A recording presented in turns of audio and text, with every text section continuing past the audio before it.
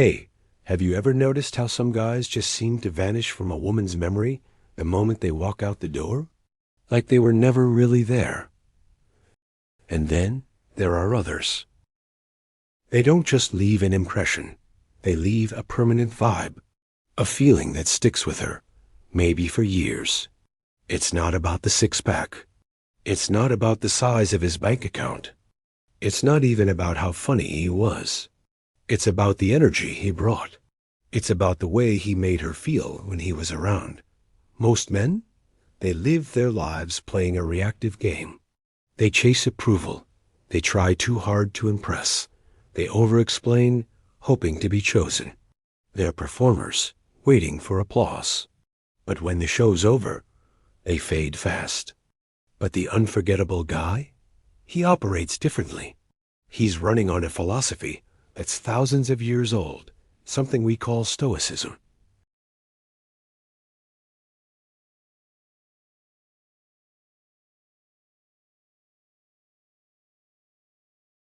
When a man moves from a place of inner strength, not insecurity, he becomes instantly rare.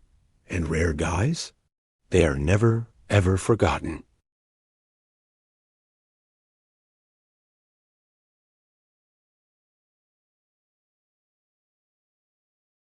But before we unlock the secret to this kind of self-mastery, if you're ready to level up your presence and stop chasing approval, do me a favor.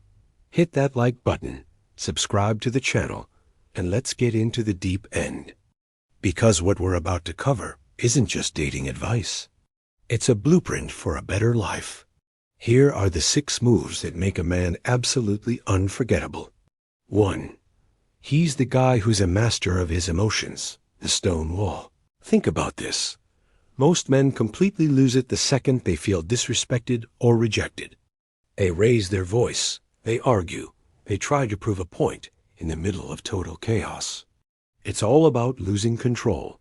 The stoic man does the opposite. He pauses.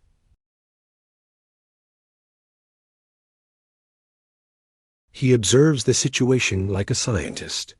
And he responds. He doesn't react with this amazing, calm precision. The Stoic Emperor Marcus Aurelius knew the deal. You have power over your mind, not external events. Realize this, and you will find strength. Imagine she tries to push your buttons, says something sharp, just to see if you bite. Instead of getting defensive, you stay composed. You might give a slight smile and just say, "I understand that's how you see it." And then you move on with your day. That's silence. That's self-control. It hits differently. Emotional control equals safety.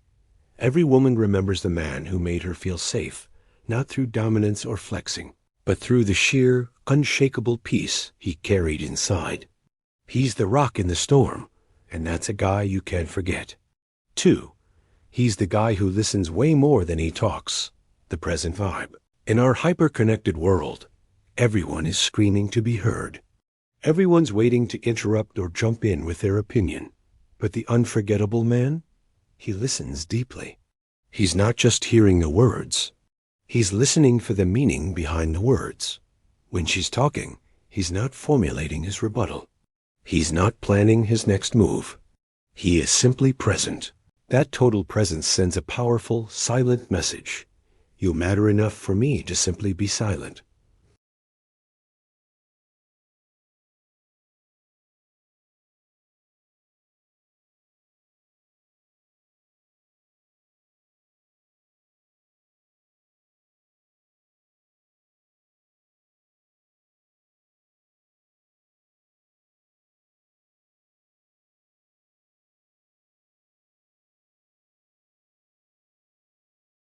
Endings are the ultimate test of a man's character. Let's be real for a second. We're living in the most connected time in human history, right? Every potential date is just a tap away. Yet, if you look around, people are more confused than ever. Guys are asking, why should I even bother chasing? And women are thinking, why are guys just not approaching me anymore? It's a huge disconnect. We used to have this phrase, remember? She's playing hard to get. It was a whole dating strategy. But today, that strategy is completely broken. Because the conversation has shifted from hard to get to something much colder, much weirder. She's not hard to get anymore. She's actually difficult to want. Stick with me for the next few minutes.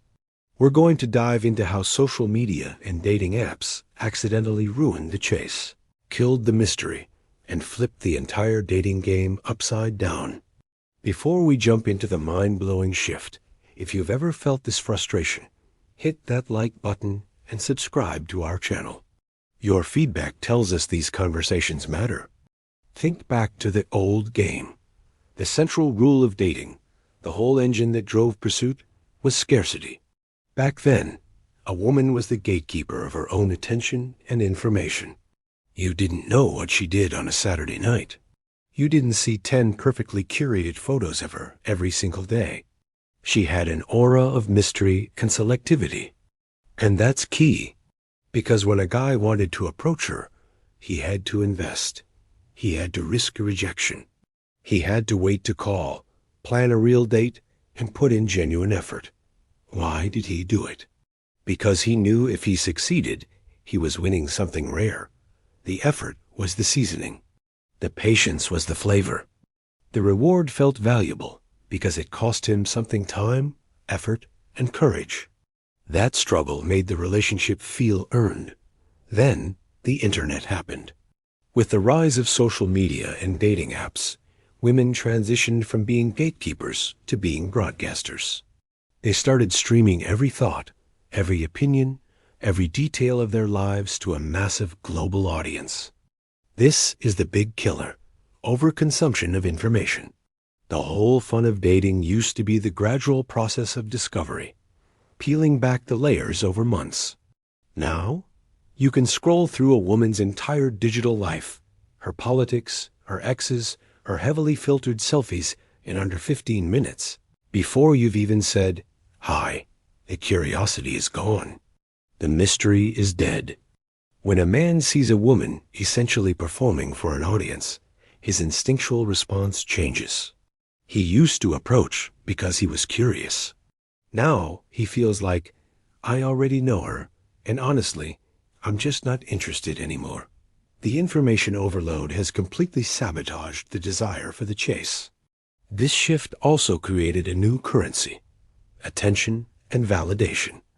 Women quickly learned they could monetize male attention through likes, followers, and flattering comments.